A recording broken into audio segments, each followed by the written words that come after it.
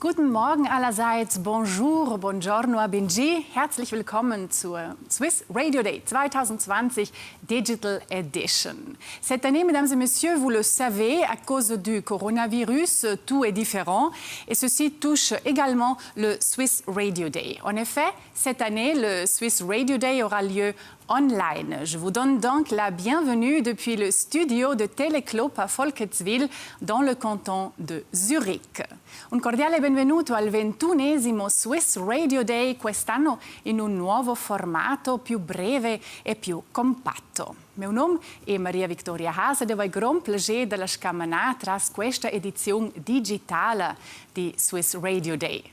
Viele von Ihnen sind wahrscheinlich noch im Homeoffice. Ich hoffe also, dass Sie es sich an Ihrem Lieblingsplatz zu Hause gemütlich gemacht haben. Und der Vorteil ist im Vergleich zu den Zoom- oder Skype-Meetings, die Sie wahrscheinlich in der letzten Zeit zuhauf gehabt haben, dass ich hier im Studio weder Ihre schreienden Kinder noch Ihre bellenden Hunde hören kann. Seien Sie also ganz entspannt und genießen Sie den diesjährigen Swiss Radio Day wiederum mit einer geballten Ladung Information. Unser Schwerpunktthema in diesem Jahr sind die Podcasts.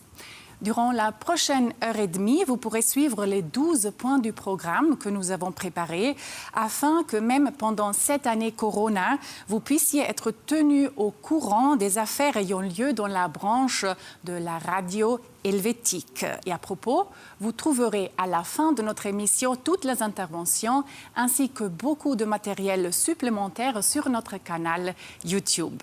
Et je passe maintenant la parole à nos 3 co-directeurs du Swiss Radio Day, à Séverine Schori-Vogt de la SSR, à Jörg Bachmann de l'Association suisse des radios privées et à Philippe Zano, président des radios régionales romandes.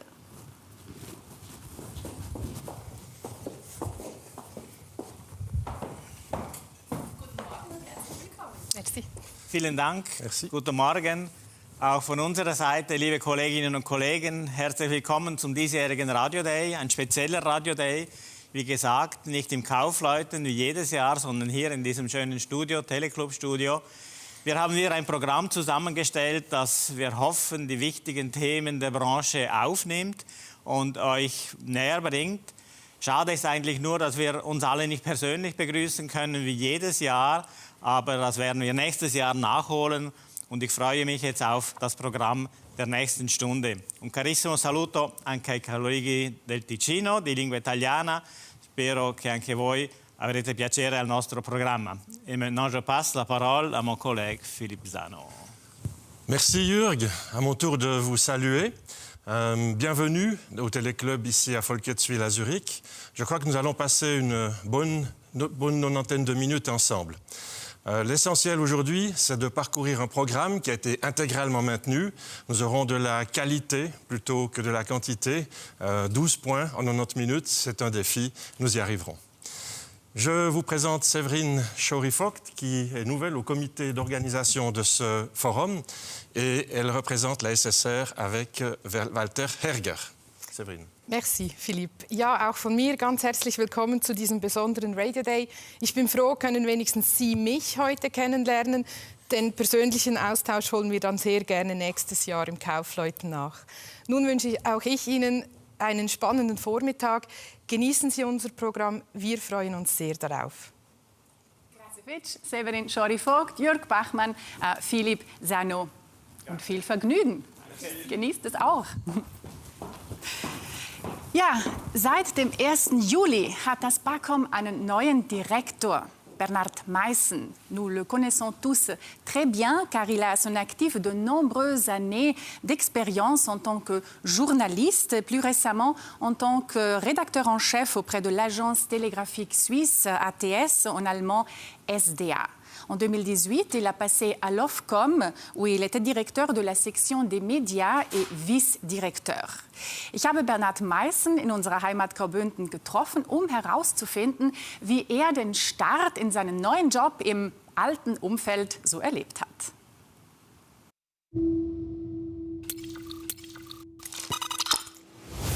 Es war ein sehr fließender Übergang vom Vizedirektor zum Direktor. Ich musste einfach ein Stockwerk höher einsteigen, aber sonst ist natürlich die Situation sehr außergewöhnlich, weil schon bei der Ernennung waren alle im Homeoffice, jetzt ist immer noch die Hälfte der Mitarbeiter im Homeoffice und die Geschäfte laufen weiter wie bisher. Also es war wirklich sehr fließend, ich hatte also keinen Schock. Corona trifft die Medien hart, wir wissen es. Um darauf zu reagieren, hat der Bundesrat auf Geheiß des Parlaments befristete Soforthilfe beschlossen, 17 Millionen Franken. Donc c'est 17 millions qu'on a pour les radios privées. Donc c'était vraiment rapide. Donc c'était vraiment une vitesse extrême. Pour comment c'était pour trouver une solution satisfaisante pour tout le monde? C'était certainement un défi. Et on a commencé par travailler avec des avances. On voyait que la branche avait besoin de liquidités, donc on a pu le faire le plus rapidement possible avec la compétence de l'Ofcom. Puis après, il y a eu le mandat du Parlement de venir avec une aide immédiate, temporaire. Puis on avait une idée de comment faire pour cette aide de transition. Et puis c'est avec les organisations et les associations alors qu'on a pu trouver une solution pour avoir quelque chose de rapide, de simple, pour que l'aide arrive aussi rapidement là où l'argent était nécessaire, sans avoir encore des obstacles administratifs. Maintenant, cette aide immédiate, elle est uniquement pour les radios FM. Donc, pour les radios numériques, elles n'ont rien reçu. Donc, pourquoi est-ce qu'il y a eu ce déséquilibre en matière de traitement? Eh bien, les coûts DAB, là aussi, on a augmenté les fonds et finalement, ce qu'on a fait, c'est un peu le mandat des radios concessionnaires FM avec donc cette période où c'est très important actuellement pendant cette période de pandémie. On ne savait pas combien de temps allait durer le confinement et donc on a privilégié ceux qui avaient une couverture plus importante et une radio DAB n'avait pas ça. Donc on s'est limité à cela aussi pour pouvoir verser un montant, verser des fonds qui apportent quelque chose, donc 2 millions. Bon, l'Ofcom n'avait pas seulement beaucoup à faire avec cette aide immédiate, mais aussi avec le train de mesure au profit des médias et après le Conseil des États, ça va être traité également au Conseil national. Qu'est-ce que ça apporte aux radios? Eh bien, c'est un paquet, un train de mesures qui a été fait pour tous les médias, que ce soit les imprimés, les médias électroniques et aussi pour les médias en ligne. Qu'est-ce que ça leur apporte aux médias électroniques? Eh bien, dans le cadre de projets informatiques, ça leur donne davantage de possibilités d'obtenir des fonds. Ça permet également d'adapter un peu le taux de rendement de la radio et puis il y a également 2% pour aussi des fonds qui sont disponibles pour la formation et pour les radios. Maintenant, sinon il n'y aurait pas grand-chose selon le Conseil et le Parlement maintenant veut en fait encore donner une partie de la redevance aux radios privées et à la télé, ce qui leur reviendrait aussi, ce serait un train de mesure équilibré pour tous. Bon, si on regarde juste le Conseil des États, eh bien les médias en ligne ne sont pas soutenus financièrement, les radios numériques elles aussi ne touchent quasiment rien en matière d'aide immédiate, donc on investit beaucoup dans DAB+, on investit beaucoup dans la pub, on fait beaucoup de publicité aussi pour pouvoir faire cette migration et en même temps on met l'accent aussi sur les médias analogiques. C'est quoi le signal qu'on envoie envers la branche? Le Conseil des États a entériné la loi sur la promotion des médias en ligne, mais il n'a pas activé le frein aux dépenses. Donc, c'est un petit accident qui peut être corrigé si le Conseil national dit qu'on aimerait aussi que cela devienne loi. La situation est un peu difficile parce que cette subvention en ligne est quelque chose de tout à fait nouveau et il n'y a pas de valeur d'expérience. Les politiciens sont sceptiques. Il s'agit de 30 millions de francs. Le projet de loi en fait du Conseil, c'est quelque chose d'équilibré. Le Conseil fédéral avait 30 millions également définis pour la Poste, 30 millions pour la subvention aux médias en ligne et 30 millions également pour des mesures plus générales. Maintenant, ça a été reporté un peu plus direction les imprimés au niveau du Conseil des États parce qu'on y a ajouté ici la distribution de la Poste et donc on veut le faire avec des outils qui sont déjà en place et les nouveaux outils, là c'est déjà un peu plus compliqué et on a toujours dit aussi que c'était aussi un modèle qui devait permettre d'assurer la transition. On donne plus d'argent pour que ces sociétés médiatiques puissent arriver à franchir le pas dans le monde numérique. Donc en fait c'est vraiment un modèle qui est un petit peu tourné sur l'avenir aussi et qui s'oriente aussi un petit peu à l'évolution de l'utilisation. Si on regarde un peu l'avenir, le paysage radiophonique suisse a l'air de quoi dans la vision de Bernard Meissen? Je dirais que la radio restera un élément important du paysage suisse. On prépare la nouvelle concession à partir de 2025.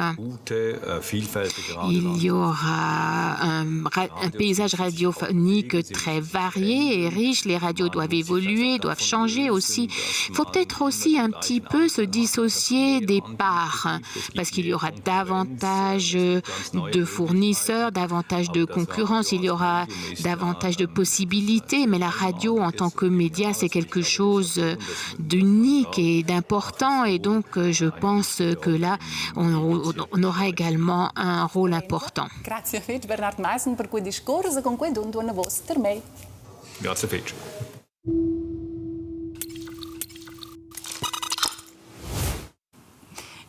Grazie Fitch. Oui, eh bien, passons maintenant à un tout autre sujet. C'est un sujet qui sort de la pratique journalistique. Là, il s'agit de la contribution qui est conçue par la radio, mais c'est quelque chose qui devient de plus en plus rare à la radio. Et pourtant, le succès des podcasts nous montre qu'il y a quand même un marché pour des histoires qui sont bien racontées. Quo vadis, dans quelle direction allons-nous avec les articles contenu radio? Et c'est Simone Schaffer qui va nous le résumer.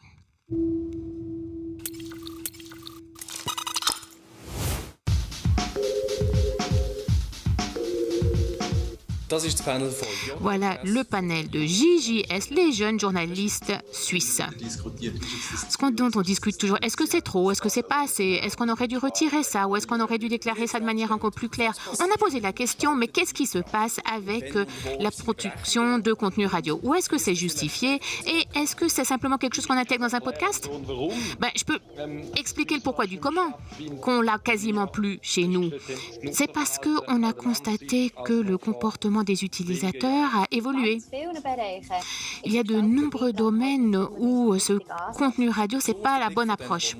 Surtout pour ceux qui sont nouveaux, qui font partie de la solution. C'est ça qui nous intéresse. C'est pour ça que nous en discutons avec Naomi Gregoris, qui fait des podcasts chez Bajour, avec Dominique Salto chez Radio FM1, Mathias Bühler de Radio Dreifach et avec Camilla Redrich de la Forge Podcast.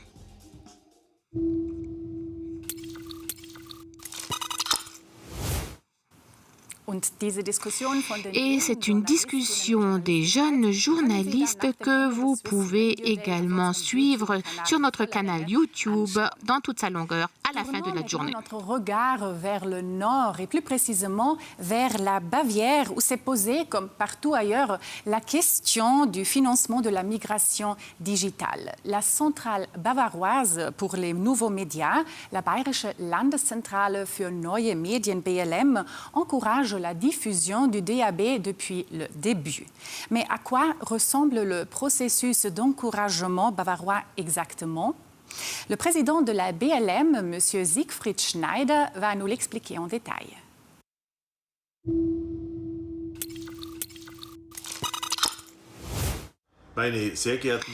Mesdames et messieurs, 37% de la population en Bavière écoute tous les jours la radio numérique. Et le point le plus important ici, c'est DAB+, avec 20,5%, suivi de la radio qui a 13%. Ces nouveaux chiffres de l'analyse Bavarois 2020 nous montrent très clairement qu'il n'y a pas de chemin qui passe à côté de DAB+ en Bavière. La centrale bavaroise pour les nouveaux médias est donc responsable pour la Bavière. Cette centrale s'engage depuis de maintes années pour la numérisation de la radio terrestre. Je me réjouis énormément que ce chemin a pu être réalisé malgré toutes les résistances et que pas uniquement les chiffres en Bavière font preuve de ça, mais aussi de l'évolution de d'autres pays, dont chez vous en Suisse, en Norvège ou au Royaume-Uni. Je vous remercie de me donner l'occasion de vous montrer cette approche bavaroise dans le cadre du Swiss Radio Day en ligne. En Bavière, il y a à l'heure actuelle à peu près 90 programmes DAB+ pour la radio locale. Ça veut dire donc on est plus prêt pour affronter l'avenir dans un monde digital. Le DAB+ prolonge le modèle d'affaires classique vers le digital. Malgré des coûts réduits pour le DAB, les seuils d'entrée pour la radio locale étaient assez élevés aussi en Bavière parce que les stations privées, au contraire des stations de droit public, doivent financer la première phase simulcast de la publicité. Et ceci est quasiment pas faisable au niveau local. C'est la raison pour laquelle la BLM promeut la promotion et la diffusion de DAB+ dès le début avec 800 000 € par an. En 2016, la centrale a donc fait une convention d'infrastructure avec la radiodiffusion bavaroise. Ça veut dire que la radio de droit public et la radio privée collaborent au niveau de l'initialisation technique et on a créé une situation gagnant-gagnant. C'est ainsi qu'on a pu respecter les coûts pour la radio privée, mais également l'extension et la diffusion a été possible beaucoup plus rapidement. Le Land de Bavière subventionne les coûts entre 2018 et 2020 avec une somme de 0,9 million d'euros tous les ans en tant que financement d'initiation. Et nous avons atteint notre objectif. La Bavière, à partir de cet été, sera le premier land allemand où tous les programmes FM locaux seront diffusés également sous la forme de DAB+. FM, la radio FM stagne et se réduit, mais en même temps, les chiffres de DAB+ et la radio web augmentent. DAB+, c'est le moteur de la radio digitale. Et ça va rester ainsi. À partir de la fin de l'année, tous les récepteurs et tous les autoradios également doivent rendre une réception DAB+ possible. La radio digitale terrestre aura donc une poussée très très forte supplémentaire. C'est un fait que DAB+ a atteint le point de non-retour. Je suis fermement convaincu que DAB, c'est la base solide pour tout le monde, sans être dépendant des géants internationaux. Voici les mots de Siegfried Schneider, président de la Centrale bavaroise pour les nouveaux médias BLM. Notre prochaine intervention nous vient d'une radio purement digitale, du Radio pour la jeunesse 4TNG. Léa Hilf, membre du comité, nous expliquera tout de suite de quoi traitera son intervention au Swiss Radio Day de cette année.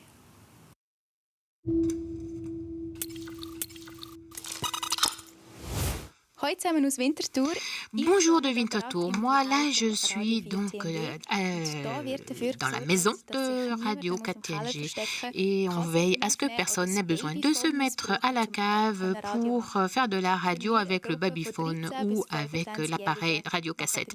Parce que nous, les jeunes adolescents, nous faisons de la radio avec passion. Et vous nous entendez sur DAB+, dans les régions de Zurich, Schaffhouse et Winterthur et dans toute la Suisse via le web. Maintenant, quelques-uns parmi nous sont venus vous voir parce qu'au nom de Swiss Radio Day, nous voulions savoir ce que vous pensez du paysage radiophonique. Comment est-ce que la radio a changé pendant cette pandémie et la version de science-fiction, de quoi a-t-elle l'air dans vos têtes? Et en plus, on a aussi un petit peu mis de l'ordre dans les clichés radio. Et vous allez voir le premier cliché tout de suite là, et le reste, ce sera en ligne. Je vous souhaite beaucoup de plaisir, restez en bonne santé.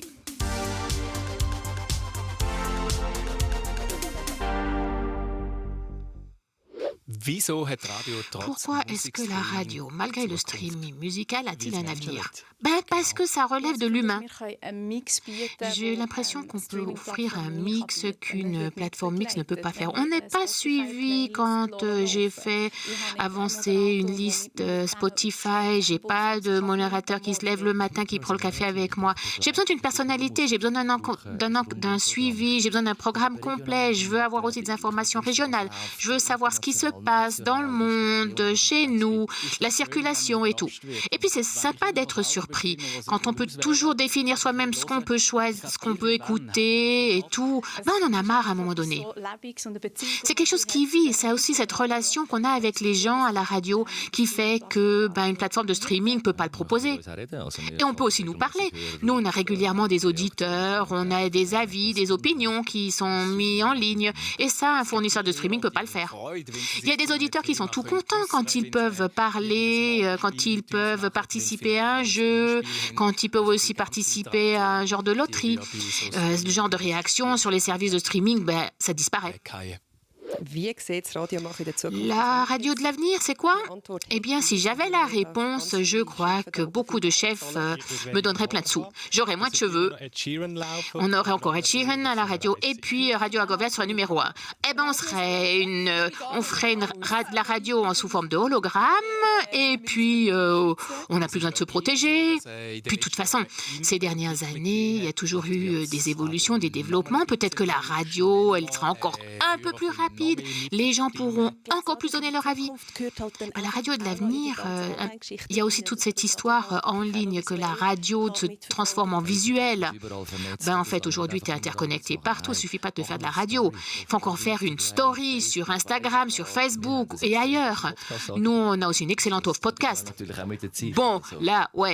Vous voyez un petit peu. Je dirais que l'offre de streaming plus les contenus préparés, ce sera tout enchevêtré, que peut-être après ce sera aussi adapté aux auditeurs, qu'on peut choisir soi-même la musique, qu'on peut faire ça avec des animateurs, des modérateurs qui encadrent tout. Peut-être qu'il y a une solution aussi qui nous dit je veux Radio 24, mais je veux avec du hip-hop ou bien autre chose. Mais quand on passe des infos, on l'a quand même. Je ne sais pas si c'est ça l'avenir. Mais je crois qu'on est sur la bonne voie.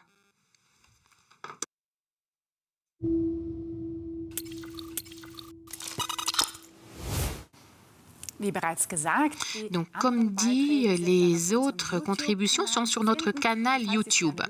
Et si vous appréciez le plaisir, la contribution des clichés sur les faiseurs de radio, c'est vraiment recommandé. Le centre de formation des supports maths à Lucerne, depuis le 1er mai, a une nouvelle directrice. C'est la grisonne Martina Fehr. Auparavant, elle a travaillé pendant 22 ans chez Somedia. Sa dernière fonction était celle de responsable de la publicité. Et je me suis entretenue avec elle sur le début et les conséquences de la crise Corona et des médias.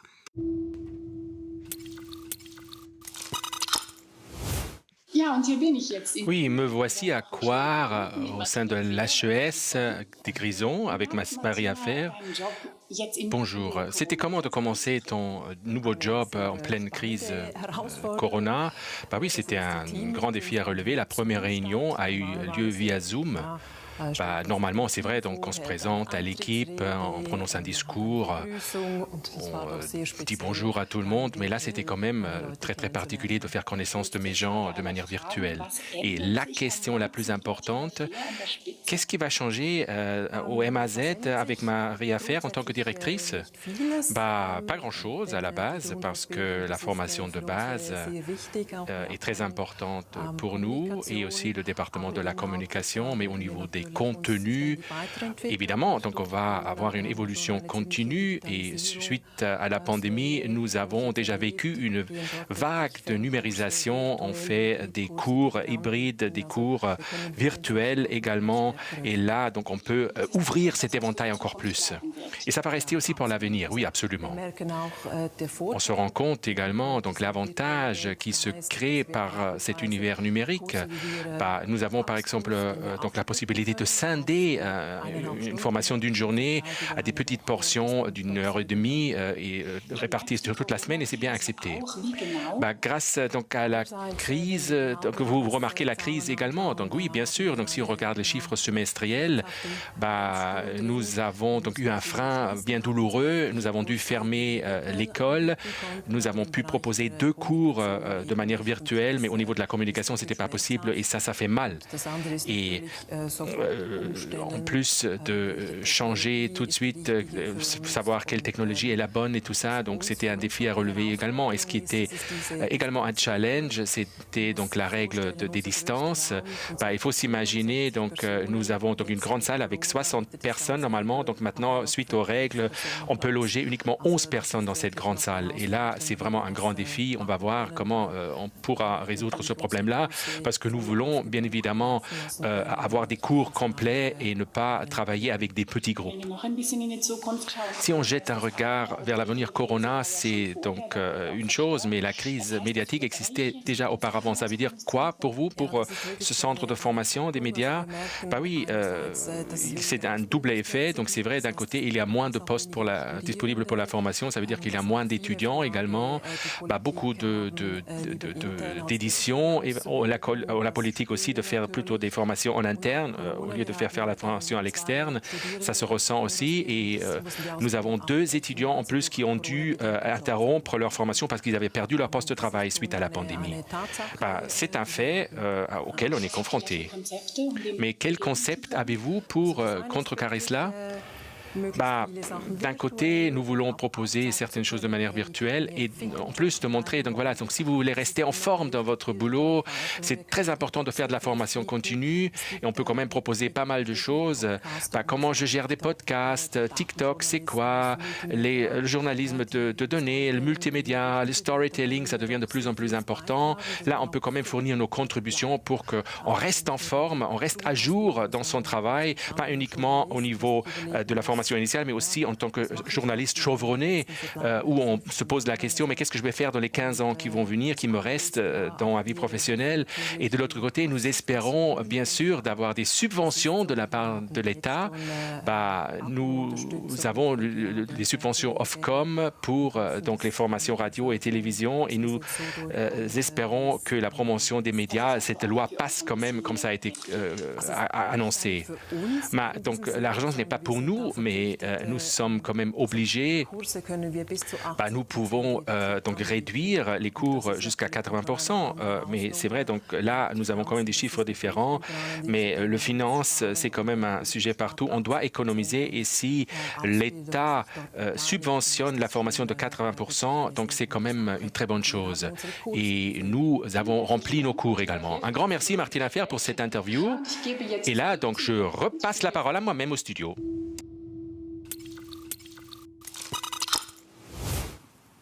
Voilà, merci beaucoup.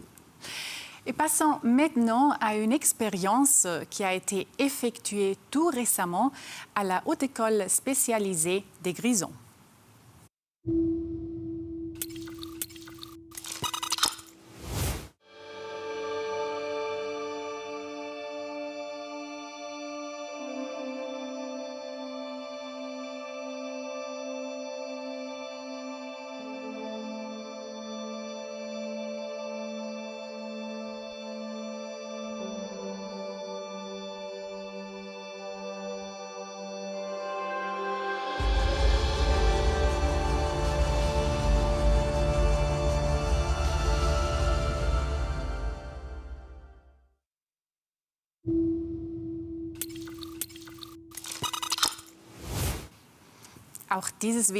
Cette vidéo sera sur notre canal YouTube juste après le Swiss Radio Day. Mais quelques explications. Le mandat pour les 4 étudiants, c'était donner libre cours à votre créativité. Bon, il y a eu la pandémie et donc il y a aussi eu des studios radio qui ont sauté aussi, mais il y a eu beaucoup d'enthousiasme, budget et beaucoup de Zoom qu'on a eu le Kopfhörer. Donc ça vaut vraiment la peine d'aller l'écouter.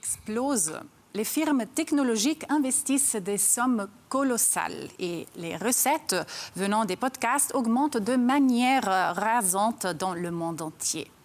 Mais qu'est-ce que cela signifie pour le business radiophonique traditionnel et comment peut-on gagner de l'argent avec des podcasts? Et où pourrais-je produire mon podcast en tant que journaliste indépendante? Nous aurons des réponses à toutes ces questions de la part de nos 3 prochains invités. Nous allons commencer avec l'Allemagne avec Christian Schall, qui est Chief Digital Officer chez RTL Radio Deutschland. Il présente la plateforme audio AudioNow, qui est la patrie de nombreux podcasts.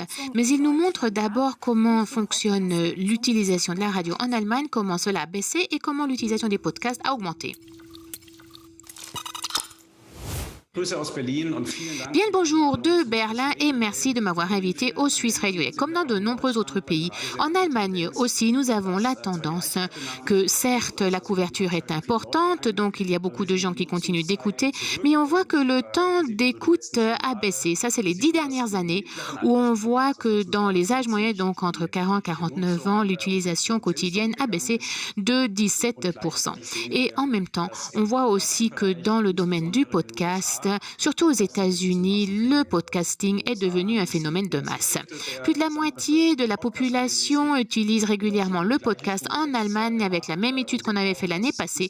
Et bien, on a remarqué aussi que ce sont les jeunes qui utilisent beaucoup le podcast et qu'il y a également beaucoup de dynamique également dans les tranches d'âge plus élevées. En mars l'année passée, on a donc créé AudioNow. C'est la plateforme allemande et regroupe donc en fait les contenus que nous avons, mais également une plateforme pour les radios de l'Alliance Bertelsmann. Et donc, c'est donc le groupe RTL avec les émetteurs, également les magazines. Nous avons également le Random House avec l'UFA, également avec des contenus télévisés et radio. Et toutes ces maisons mettent leur contenu à disposition sur AudioNow. Puis il y a également d'autres publishers qui mettent également leur contenu dessus. Actuellement, il y a le Spiegel, il y a plusieurs milliers de séries de podcasts qui sont disponibles. Il y a également d'autres émetteurs avec l'offre ARD également. Donc, tous les publishers qui mettent leur contenu à disposition sur AudioNow, eh bien, on leur propose également de partager les données. Donc, les données que nous générons, nous ne les gardons pas pour nous, contrairement à d'autres plateformes, mais on les partage avec tous nos fournisseurs pour également étudier le développement des contenus et les tendances. Et c'est quelque chose que j'aimerais vous montrer un petit peu. Donc, au niveau de l'utilisation des podcasts chez AudioNow, on voit à gauche la répartition par jour de la semaine et on voit que l'utilisation augmente nettement vers le week-end. C'est surtout le vendredi, également le jeudi et le samedi. Donc, on voit que le podcast, c'est vraiment un phénomène aussi de week-end. Et à droite, vous avez la répartition sur la journée, donc ce qui est généré par heure. Et vous voyez que l'utilisation podcast vient compléter la radio. Donc, il n'y a pas ce pic le matin, mais c'est quelque chose qui évolue tout au long de la journée. Et le pic, il est plutôt en fin de journée, quand on a un peu de temps pour soi, vers 21h, 22h. Donc, c'est vraiment quelque chose qui vient compléter la radio. Et ça a beaucoup de sens aussi quand on est émetteur radio, quand on fait de la radio, également d'investir dans le podcast et de mettre l'accent là-dessus. Pour finir, voici encore un aperçu de ce qui est demandé. À gauche, vous avez les contenus les plus demandés pour l'ensemble des utilisateurs. Et à droite, vous les avez en fonction donc du sexe. Et il y a un genre qui domine dans le monde des podcasts, c'est les crimes, les romans policiers avec des faits réels, fiction, aussi pour les enfants, ça c'est quelque chose qui se développe, et aussi tout ce qui est comédie, donc tout ce qui fait rire.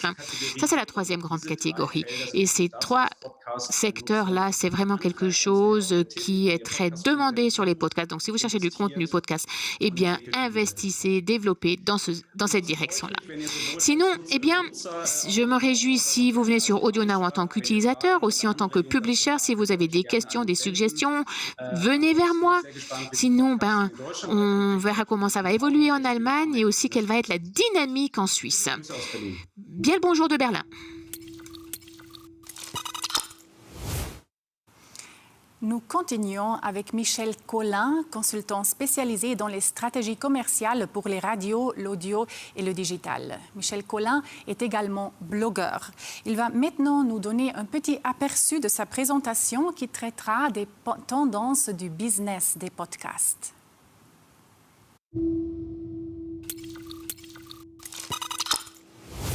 Bonjour, je m'appelle Michel Collin, je suis l'éditeur du blog des pros de la pub radio, radiopub.fr, et également consultant au sein de Médiatique Conseil, spécialisé dans la formation des équipes commerciales radio autour de la publicité radio et de l'audio digital. Je suis là aujourd'hui pour vous présenter une session de 30 minutes que vous pourrez retrouver sur la page YouTube de Swiss Radio Day à la fin de ce Swiss Radio Day digital.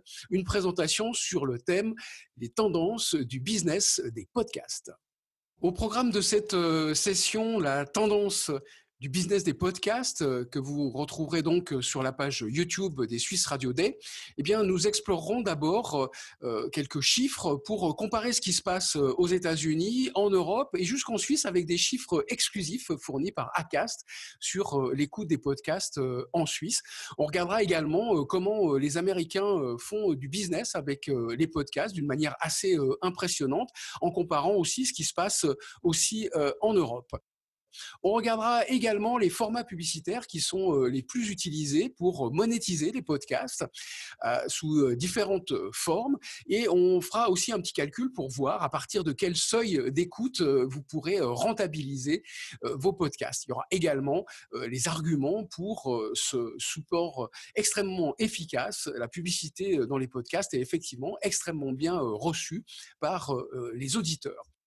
Et puis, on regardera également des modèles de podcasts de marque à l'étranger, en France, mais également en Suisse, où les marques, comme partout ailleurs, ont envie d'utiliser ce nouveau média, le podcast de marque, avec différents exemples, jusque aussi des exemples de podcasts de communication interne d'entreprise. Et puis enfin, à la fin de cette présentation, je vous donnerai quelques liens utiles. Voilà, je vous donne rendez-vous sur la chaîne YouTube des Swiss Radio Day, tout de suite à la fin de ce Radio Day digital, pour cette présentation sur les tendances du business des podcasts.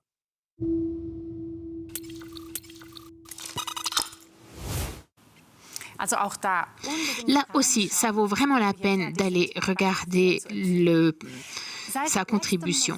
C'est très recommandé. Depuis le dernier mois de novembre, les podcasteurs suisses passionnés peuvent enfin respirer. Parce qu'à Zurich, on a un studio podcast professionnel qui va ouvrir. Katharina Radkett, cofondatrice du Podcast Club Switzerland, nous raconte quelle est l'idée qui se cache derrière et comment le Podcast Tower de Zurich fonctionne.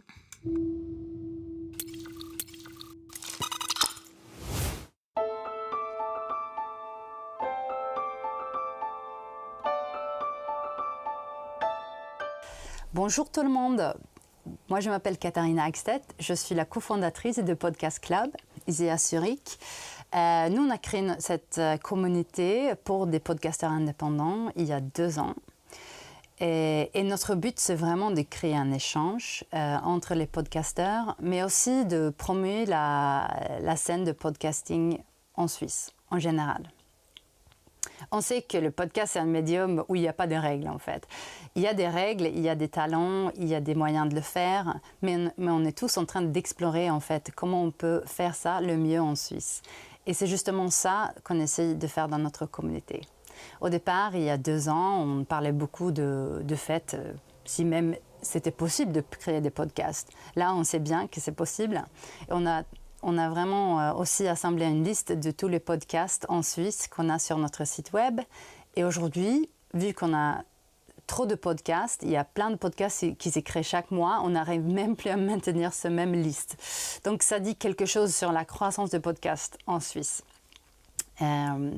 Aujourd'hui, je vous parle de notre studio.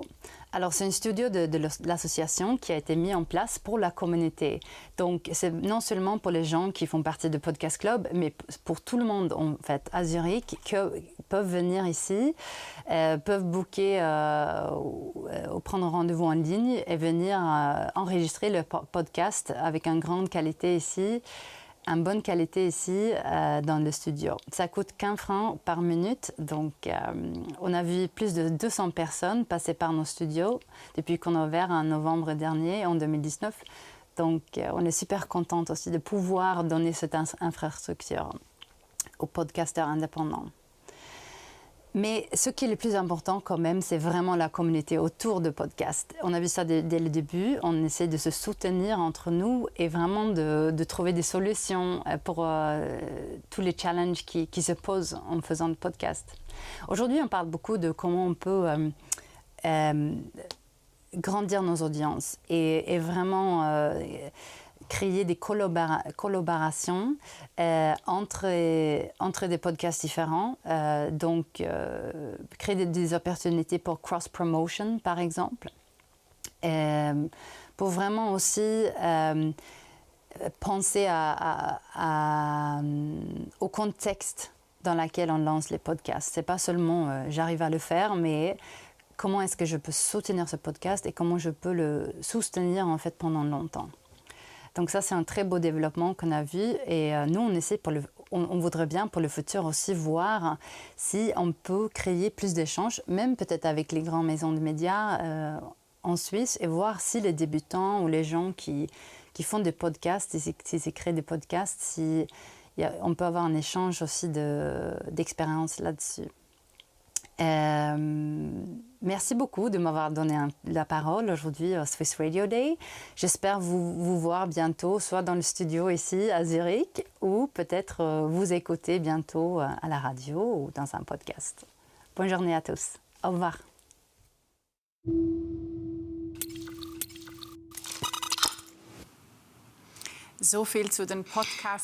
Voilà, ça c'était sur les podcasts. Tendre les oreilles pour écouter une annonce de Sonar Musicien Suisse.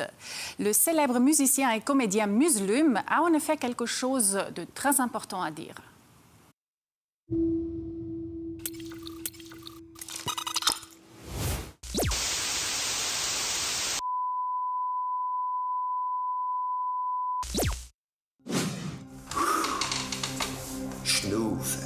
Respirer, ralentir pour un petit instant et puis sache que nous devenons ce que nous entendons.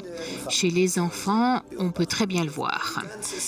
Tout le temps, les parents leur disent quelque chose, puis un beau jour, au pire, ils vont être exactement comme leurs parents.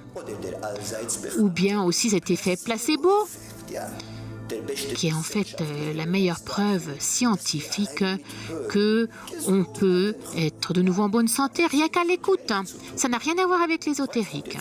Je sais que c'est un peu comme la magie abracadabra, et puis ça vient aussi d'ailleurs de l'araméen, et ça signifie « je le crée pendant que je le dis ». Et c'est exactement ça, quand nous, on écoute.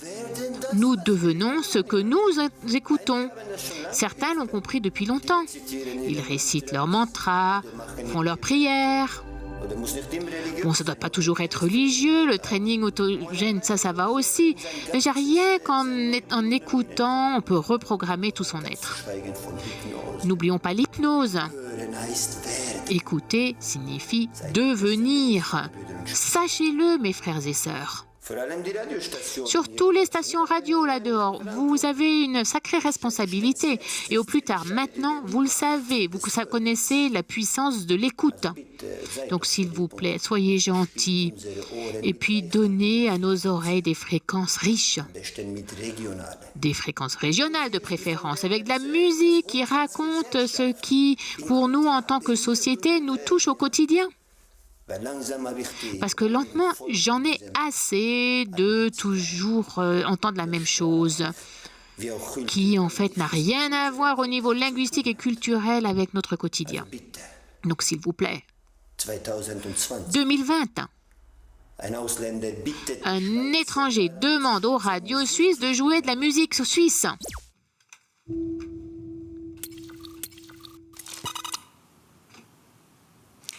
C'est pas simplement apprendre à compter, mais c'est un fait 3 fois 3 maintenant que nous allons avoir. C'est 3 fois la radio, la publicité radio. C'est Martin Baumgartner qui est Head of Research and Development chez Swiss Radio et qui nous montre des scénarios futurs à l'aide de 3 facteurs centraux pour nous montrer comment fonctionne l'audimat. Et il en déduit 3 questions que nous devons nous poser en tant que branche.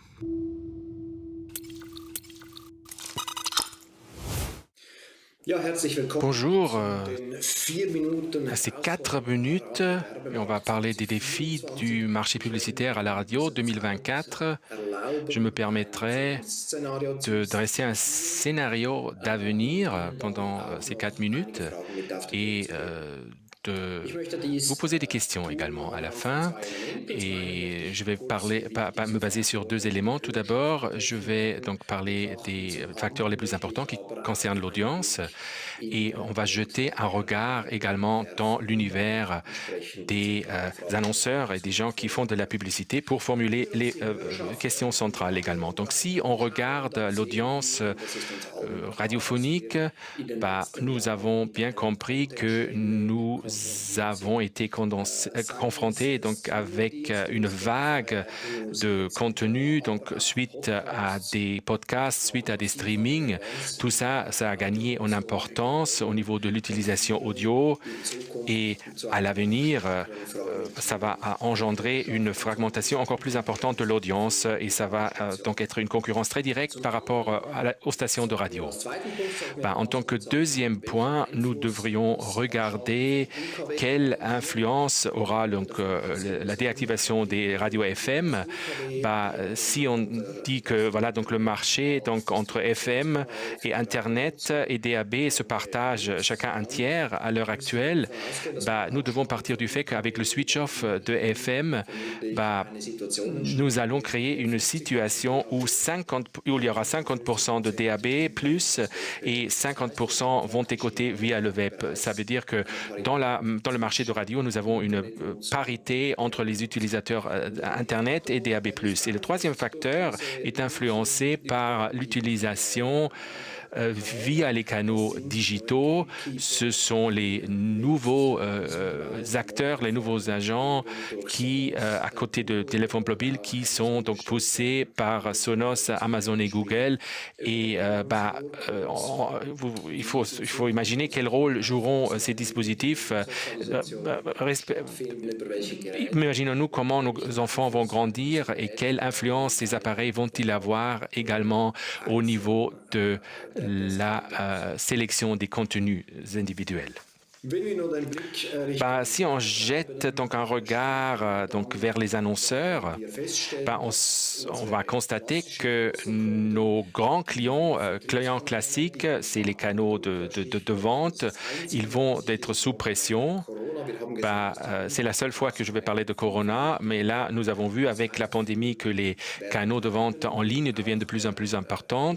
Et ça veut dire que pour les annonceurs, cette voie de communication donc sans médias va devenir plus importante. Donc, nous allons donc voir donc une augmentation de la publicité en ligne grâce également des canaux de vente de nos annonceurs principaux. Ceci mène au fait que dans l'advertising, on aura donc un standard, soi-disant, qui ne dépend plus des parties prenantes locales, telles qu'on le connaît, donc au niveau des médias linéaires, mais il y aura donc en fait un standard qui va être défini par les grandes entreprises technologiques.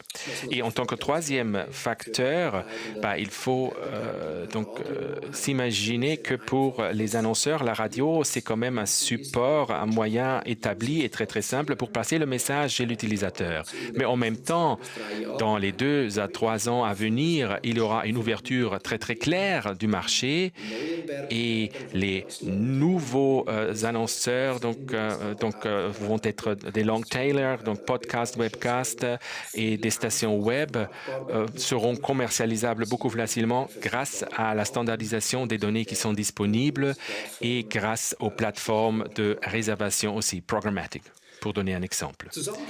En résumé, donc, nous avons l'image que nous sommes en plein changement déjà.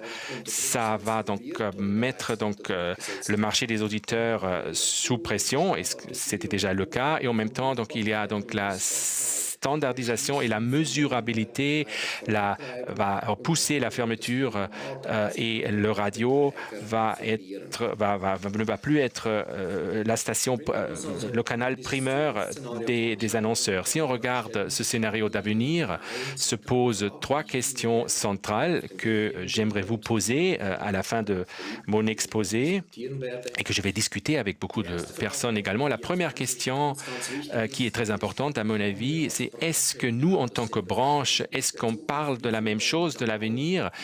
De quelle manière les défis de l'avenir seront-ils fondamentalement? Donc, est-ce que nous voyons les mêmes avenirs? Est-ce que nous voyons les mêmes défis, les mêmes challenges? Parce que si ce n'est pas le cas, on va jamais aller dans la même direction. Et le deuxième point, c'est que si une fois qu'on se sera mis d'accord sur un scénario d'avenir commun, est-ce qu'on aura la possibilité à tous les niveaux d'identifier des opportunités et d'attaquer ces opportunités afin de pouvoir les implémenter, afin de pouvoir façonner le marché audio activement, parce qu'il nous reste 3 ans jusqu'au switch-off de FM. Après, ça devient sérieux. Et la troisième question est de savoir, une fois qu'on aura constaté quelles capacités, de quelles compétences nous aurons besoin, est-ce qu'on pourra se permettre d'attaquer les défis de manière décentralisée ou est-ce qu'on doit parler activement sur le fait qui prendra quel rôle dans ce jeu? Voilà, donc c'était tout de mon côté. J'espère que vous ai pu en fait donner une vue tangible vers ce scénario d'avenir et je vous souhaite une bonne continuation au Swiss Radio Day 2020. Nous revenons maintenant à notre thème principal, les podcasts. Comment traitons les inputs des auditeurs envers des podcasts diffusés et comment peut-on les utiliser de manière journalistique? C'est Eliane Leise qui va nous donner quelques réponses dans le cadre du programme MATS UGC, User Generated Content sous forme de podcast. Eliane Leise est journaliste et développeuse de podcasts auprès de la SRF.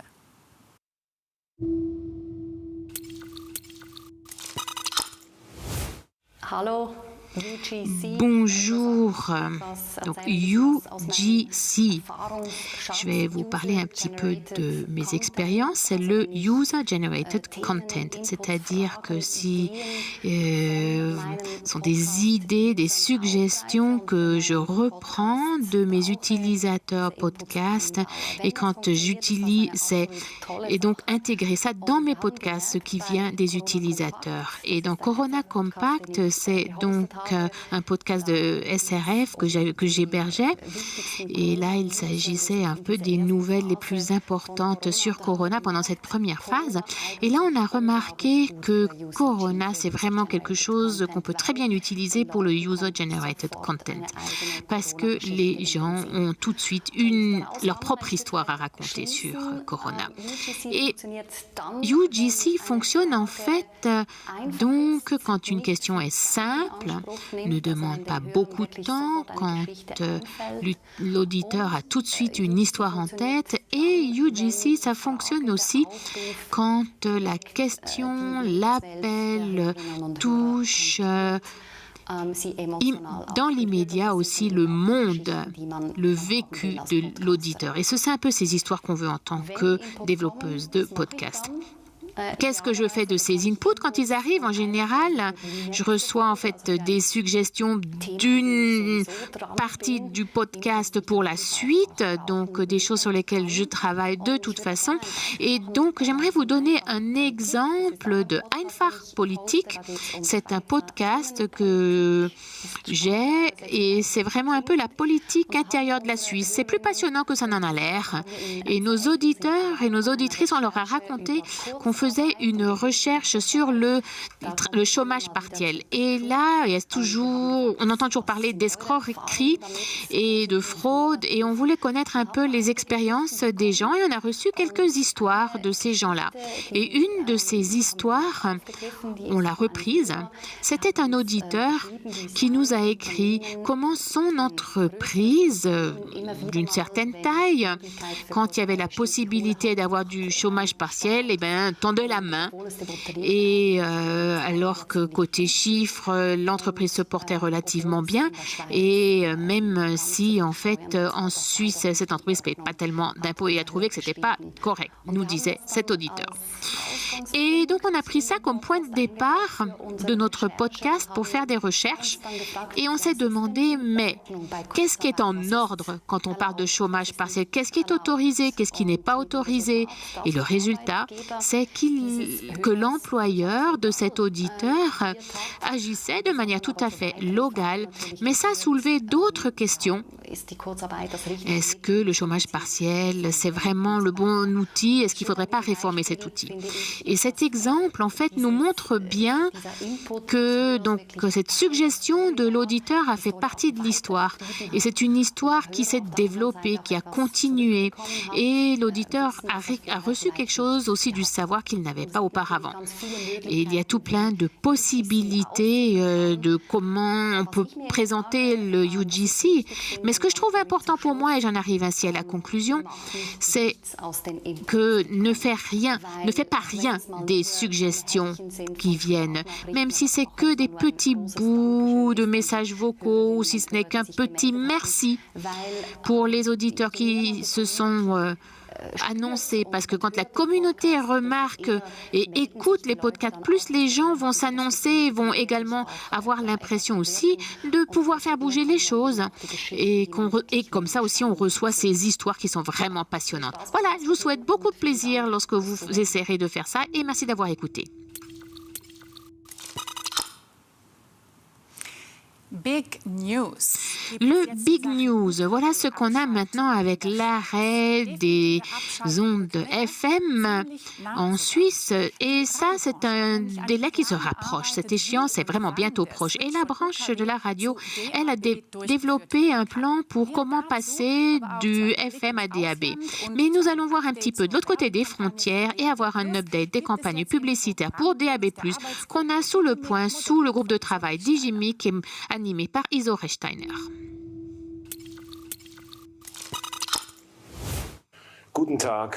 Bonjour à tous. Passer de FM à DAB+, en Suisse, c'est une échéance qui arrive bientôt. Beaucoup de choses se sont passées ces derniers mois et la branche doit relever de gros défis. Et pourtant, nous avons réussi, au sein du groupe Digimic, de concevoir un plan qui montre comment ce switch peut être mis en œuvre.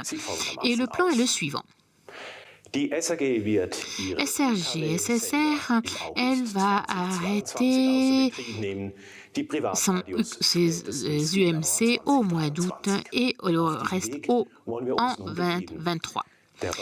Et l'association des radios privées, Radio Régionale, Unicom et SRG-SSR, il y a quelques jours, ont signé un accord correspondant. Alors, comment continuer? SRG-SSR a déjà approuvé cette approche pour faciliter la voie aux manifestants. Et les associations maintenant vont chercher donc l'accord de leurs membres jusqu'au 30 novembre de cette année, ce qui nous donnera une bonne base pour ce qui nous attend. Le marché est prêt pour passer de FM à DAB+, on le voit bien dans les chiffres. C'est Jessica Aleman qui nous le montre. Chers utilisateurs, je me réjouis ici de pouvoir vous présenter les nouveaux chiffres de l'étude de Digimic. La radio numérique ne cesse de se développer et remplace de plus en plus la radio analogique. 71% de diffusion de la radio sont déjà numériques. Il y a un an, c'était encore équilibré entre la radio analogique, DAB et Internet. Maintenant, c'est la radio analogique qui a plus que 29% et qui est en fait lanterne rouge. Si on regarde les régions linguistiques, eh bien, on voit que la radio numérique gagne en importance partout. FM se retrouve dans toutes les régions comme étant la voie de diffusion la moins écoutée. DAB est devenu numéro 1 en Suisse romande et en Suisse alémanique. Au Tessin, c'est l'Internet qui a augmenté et c'est l'Internet numérique qui est devenu la voie de diffusion la plus appréciée au Tessin. Dans la voiture également, DAB a gagné en importance. Au printemps 2019, on écoutait encore surtout de la radio analogique. Et maintenant, c'est également dans la voiture que DAB a dépassé l'analogique. DAB et IP font plus de 50% maintenant de l'écoute dans la radio. DAB+ est devenu également la voie de réception privilégiée, également dans la voiture. Si on regarde maintenant encore la diffusion, eh bien, on voit que nous avons encore 13% de la population qui écoute uniquement la radio analogique. Une grande partie de la population écoute également ou exclusivement la radio sur des voies numériques. Merci de votre attention et je vous souhaite à tous encore une excellente Swiss Radio Day. Voilà, ça c'était les derniers chiffres du marché. DAB+ n'est pas seulement un sujet pour la Suisse, mais également en Europe, qui elle aussi se prépare à la technologie numérique. Norvège a déjà montré comment cette transition pouvait se faire, mais la dynamique est également sensible dans les autres pays.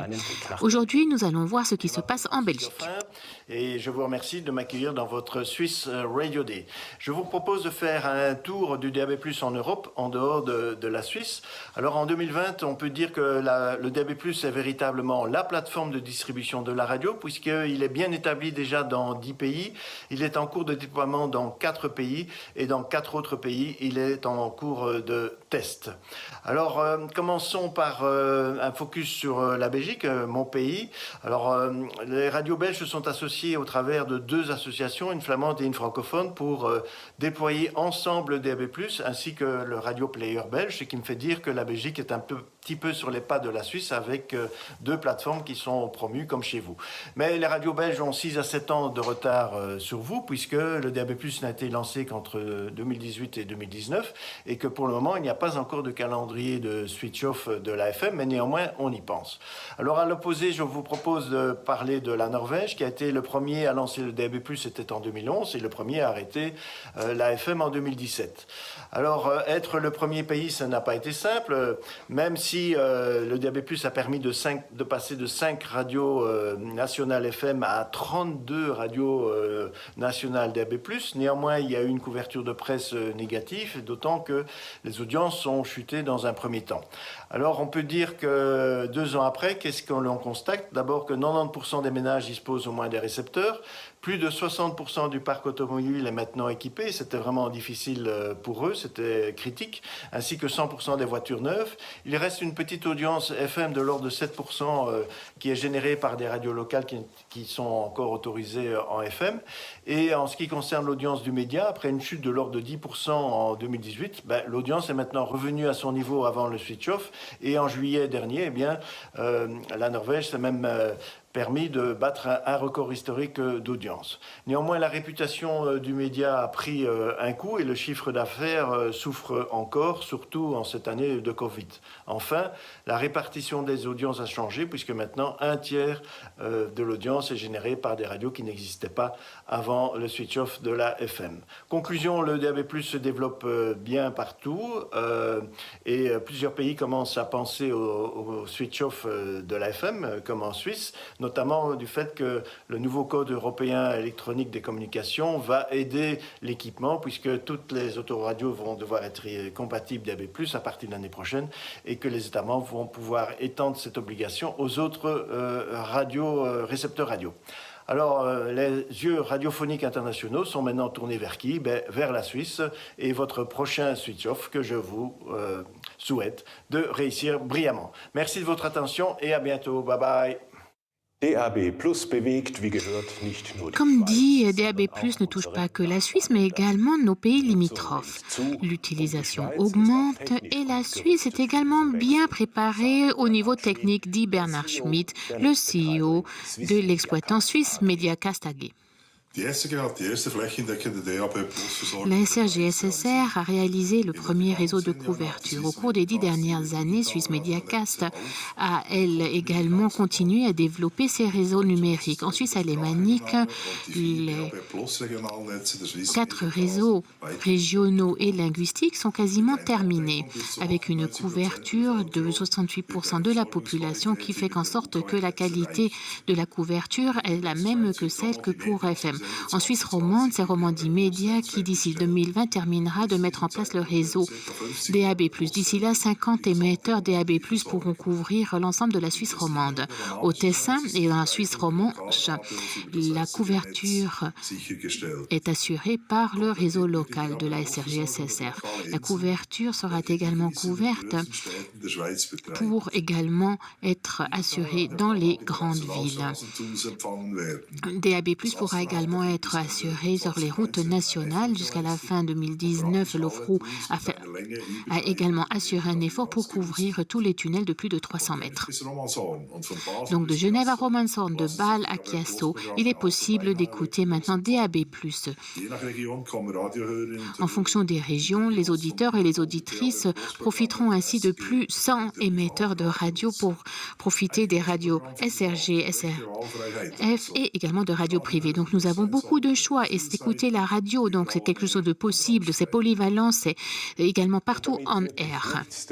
Et pour que rien ne soit vraiment dû au hasard, le passage de FM à DAB+ doit être encadré par une campagne faite par l'Office fédéral de la communication. L'agence Johnson Friend travaille ici à plein régime. Voici un état des lieux. Guten Morgen, meine Damen und Herren. Mein Name ist Tobias Händler von der Agentur Scholz & Friends. Ich freue mich ganz besonders, Ihnen heute einen Überblick geben zu dürfen zu unserer DAB+-Kampagne. Was wir bisher erreicht haben, wie der Status quo ist, vor allem aber auch, was noch kommt. Hallo, ich übernehme mal schnell Tobias. Und zwar ohne Rauschen und Störgeräusche. Schließlich bin ich digital. Und womöglich kennen Sie mich auch schon. Sehr geehrte Damen und Herren, liebe Gäste des Swiss Radio Day. Alle Schweizer sollten mich bald kennen. Nicht, weil ich so gerne im Mittelpunkt stehe, sondern wegen meiner Rolle in der Kampagne für DAB+. Ich bin Dapsi. Meine Aufgabe ist es, die Menschen über die Vorteile von DAB+ und die UKW-Abschaltung zu informieren. Das mache ich zum Beispiel in einem TV-Spot zu den besten Sendezeiten. Für mehr Freude am Klang. Mehr Sender links und rechts. Und mehr Reichweite Ihres Lieblingssenders. Mehr Sender, mehr Klang, mehr Radio. DAB+. Dann gibt es mich noch in verschiedenen Motiven. zur Darstellung der höheren Programmvielfalt, d'une diffusion plus large et del miglior suono. Zu sehen bin ich auch in vielen weiteren Aktionen, zum Beispiel auf Social Media, gerade erst zum 1. August, und auf Zertifikaten von Garagen, die wir geschult haben. Und was läuft im Radio? Da gibt es natürlich auch Spots zu DAB+. Für unterschiedliche Zielgruppen, unterschiedliche Formate. Kennen Sie zum Beispiel schon den hier? Oh my heart, oh my heart, stop and stop, ba to da, oh my heart, woo! Egal wie Sie klingen, Ihr Radio klingt perfekt. Für rauschfreien Hörgenuss wechseln Sie jetzt zum Radiostandard DAB+, der UKW ablöst. Mehr Sender, mehr Klang, mehr Radio. DAB+. Viele Radiosender haben die Spots bereits ausgespielt oder sich von redaktionellen Formatideen inspirieren lassen. Unter anderem diese Sender. Herzlichen Dank dafür. Diese und viele andere Maßnahmen stehen allen Radioprogrammen in der DAB+ Library zur Verfügung. Seit ich am 4. Mai das Licht der Welt erblickt habe, haben wir schon viele Menschen in der Schweiz erreicht. Darunter natürlich sehr viele Radiohörende. Und mit Informationsveranstaltungen in der Westschweiz, der Deutschschweiz und dem Tessin haben wir bereits die Radiosender in allen Teilen des Landes besucht. Das möchten wir auch in Zukunft regelmäßig tun. Ganz nah bei den Programmen sein. Denn, und das ist mit das Wichtigste, wir sollten mit allen Maßnahmen so viele Radiohörende wie möglich erreichen und dafür so gut wie möglich an einem Strang ziehen. Da haben Radioprogramme natürlich einen einzigartigen Vorteil. Daher nochmals zur DAB+ Library. Da ist so viel Material für Sie drin, dass jeder was findet. Gratis, gratuit, gratuito. Und als kleiner Ausblick, wenn die Termine für die Abschaltung von UKW feststehen, trete ich in den Hintergrund. Dann stehen die Menschen im Vordergrund, die umstellen müssen. So wird die Kampagne dann aussehen. Denken Sie an Ihr Radio, steht dann drauf, samt Abschaltdatum. Soweit der schnelle Überblick. Eins ist noch wichtig. Hinter mir und der Kampagne steht ein Riesenteam. Neben Scholz & Friends als Lead-Agentur, die Media-Agentur Mediacom, das Help-Center der TELAG, die PR-Agentur BCW, die Produktionsfirma Boutique, die Westschweizer Agentur Agence Trio, im Tessin Flavia und natürlich das Bundesamt für Kommunikation, die Radioverbände und die SRG. Alle mit einem Ziel: die digitale Migration zum Erfolg zu machen. Daher einen dreifachen Dank. Danke, dass wir Sie unterstützen dürfen. Merci pour votre soutien. Grazie per il vostro tempo. Man sieht sich und vor allem, man hört sich. Voilà, ça c'était l'état des lieux de la campagne faite par Scholz & Friends. Voici encore une fois, en résumé, l'essentiel. La branche a développé un plan pour mettre en œuvre la migration. Radio, SRG, SRF ont signé un accord il y a quelques jours, de sorte que SRG et SSR puissent en août 2022 puissent mettre à l'arrêt FM et les radios privées. Ce serait pour janvier 2023.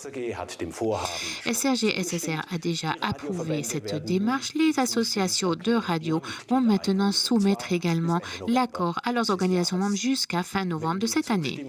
Si la déclaration est signée et lorsqu'elle sera signée, à ce moment-là, nous pourrons également publier le plan d'arrêt probablement en début de l'année prochaine.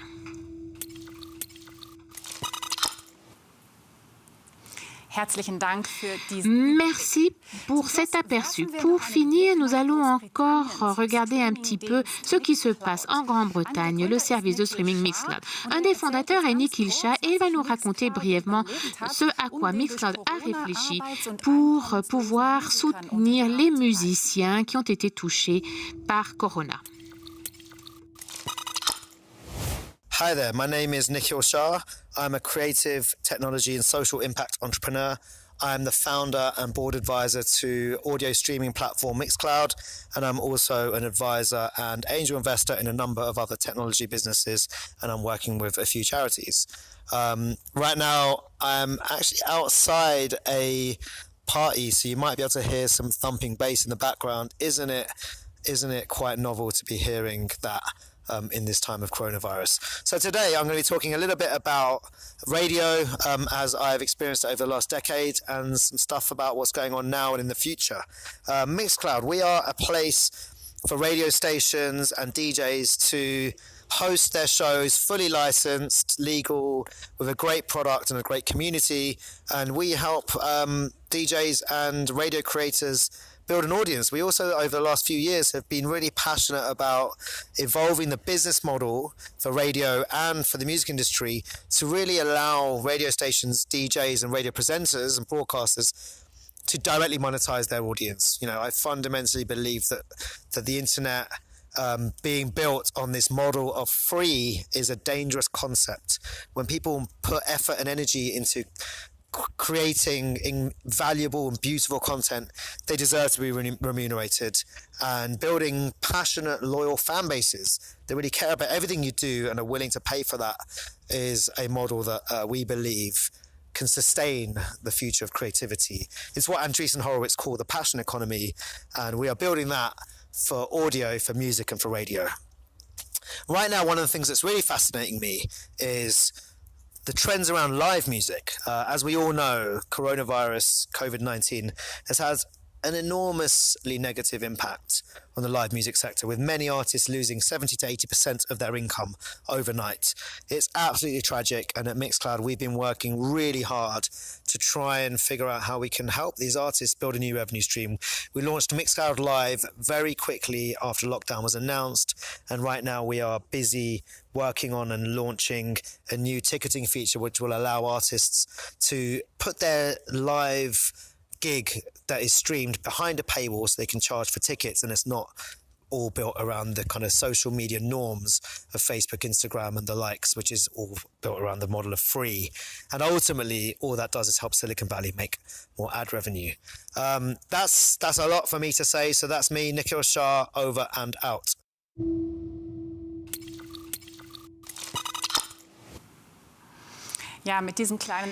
Oui, donc avec ce petit aperçu du travail de Mixcloud, nous voilà arrivés à la fin du Swiss Radio Day Digital Edition. J'espère que cette nouvelle forme, et malgré la distanciation sociale, nous avons pu vous donner de nombreuses informations passionnantes et nouvelles. Donnez-nous votre feedback. Demain, vous allez recevoir un formulaire de feedback. Merci de le remplir. Nous aimerions savoir comment vous avez apprécié la Swiss Radio Day Digital. Reprises, vous trouverez tout le matériel complémentaire concernant les interventions sur notre canal YouTube. Par exemple, l'intervention des jeunes journalistes ou du Radio pour la jeunesse via TNG. Cela vaut vraiment la peine de jeter un œil ou jeter une oreille au travail de la prochaine génération de journalistes. Den ganzen Swiss Radio Day finden Sie in Kürze. Vous trouverez bientôt le Swiss Radio Day sur notre site et également sur notre canal YouTube. Tous les orateurs, et un grand merci à vous à la maison ou au bureau. Merci de nous être fidèles aussi dans cette année un peu spéciale. Und ein großes Dankeschön. Un grand merci également va à notre presenting partner Swisscom Broadcast pour son soutien et surtout parce que nous avons pu émettre ici depuis les studios de Téléclub. Merci également à toute l'équipe ici à Volkenswil, c'était super avec vous, et également un grand merci également à la SRG, SRCR, aux stations radio et aux différentes associations radio, à l'association des radios privées suisses, aux radios régionales romandes, Unicom et également Digris. J'aimerais également remercier Suiza, Swiss Perform, Audion et IFPI et tous les autres partenaires qui nous ont soutenus dans cette période un peu riche en défis. prochain Swiss Radio Day aura lieu le 26 août 2021. Am 26. August 2021. Nous nous reverrons donc le 26 août 2021. Nous nous retrouverons au Kaufleuten. J'espère. Restez en bonne santé. Passez encore une bonne journée. Attention, buona continuazione. Adia a Talking Out, ragazzi.